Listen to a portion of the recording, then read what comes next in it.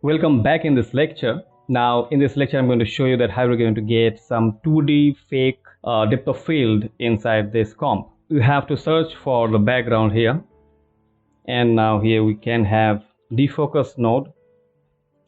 So now we can make the animation, because of all the time it should not be blurred out or defocused. So first thing, I can go for this 30 number frame and make this 0 and right click and set a keyframe here, and here I can come to this 300 and make this 7 in order to get blurriness in my background, to get this statue stand out against the background, right? So now it has to be a gradual effect, so it should not be like something here also the same value and over here also the same value. So we need to have some masking in here. So take a row node in to have, and here we have to have some this one. So now I can make a mask, so put it something like this.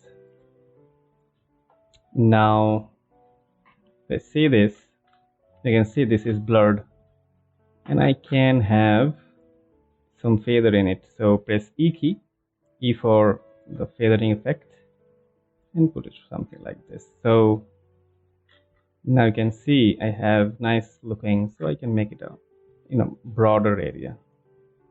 So when we are going to make a feather, it should not, feather is happening in the both side, right?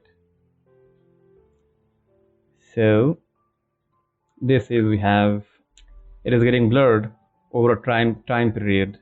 So now you can see this is less, and slowly it is getting blurred out. So you cannot have, so now you can see that we have this is looking really nice to me. So this is how you can get depth of field inside your comp. See you in the next lecture.